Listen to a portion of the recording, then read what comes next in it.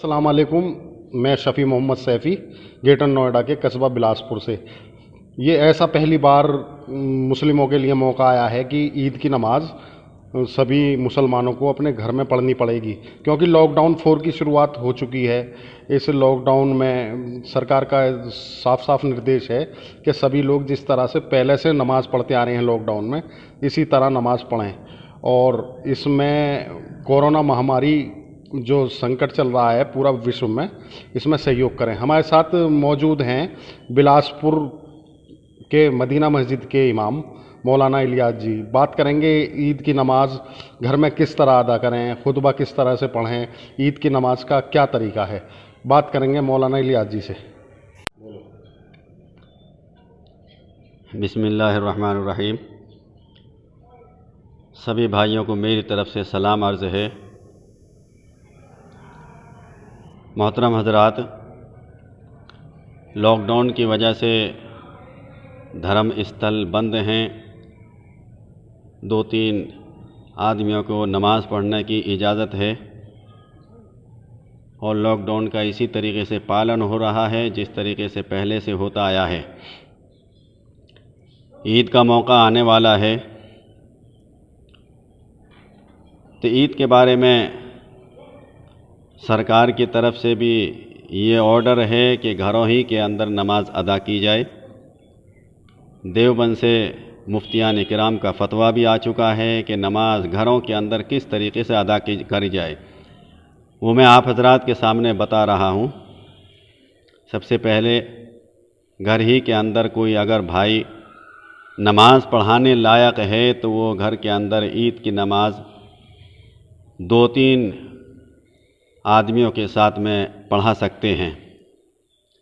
उसका तरीक़ा जिस तरीके से ईद गाह के अंदर नमाज़ पढ़ी जाती है उसी तरीके से नमाज़ पढ़ी जाए।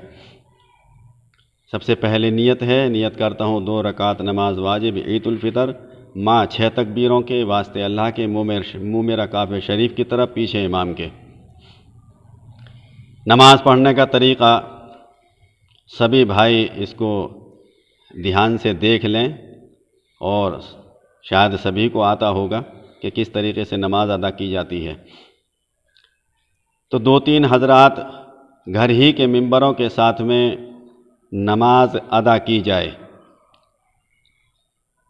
अपने ही घर के मिंबर हों, टुकड़ी टुकड़ी के अंदर घर के अंदर ये नमाज अदा हो सकती है।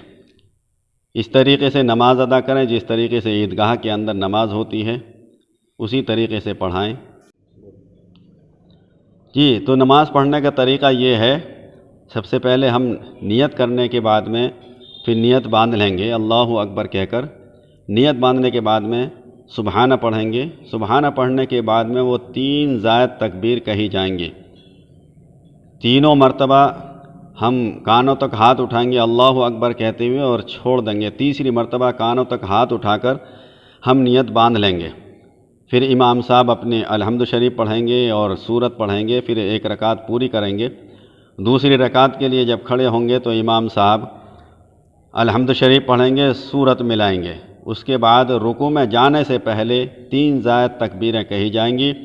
तीनों मरतबा हम कानों तक हाथ उठाकर अल्लाहु अकबर कहते हुए तीनों मरतबा हाथ छोड़ देंगे और चौथी तकबीर जब कही जाएगी अल्लाहु अकबर तो तकबीर कहते हुए बग़ैर कानों तक हाथ उठाए सीधे रुकू में चले जाएंगे और फिर नमाज इस तरीके से पूरी हो जाएगी।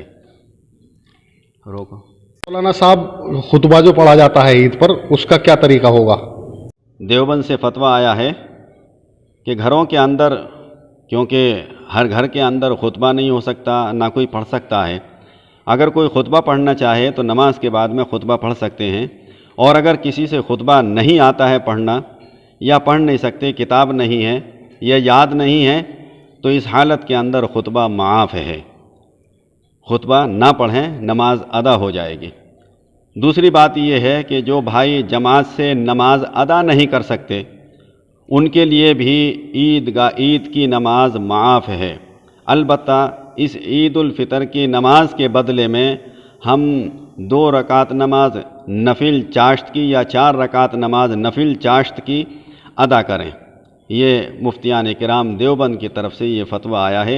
اللہ تعالی ہمیں عمل کرنے کی توفیق دے، اور نماز کے بعد میں سبھی بھائی خاص طور سے اپنے ملک کے اندر جو یہ کورونا وبا بیماری ہے اس کے لیے دعا کریں، اللہ تعالیٰ اس بیماری کو جلد سے جلد ختم فرمائے۔ جو بھائی اس بیماری میں مبتلا ہیں، بیمار ہیں، اللہ تعالیٰ ان کو جلد سے جلد شفائے کلی عطا فرمائے، صحت تندرستی عطا فرمائے۔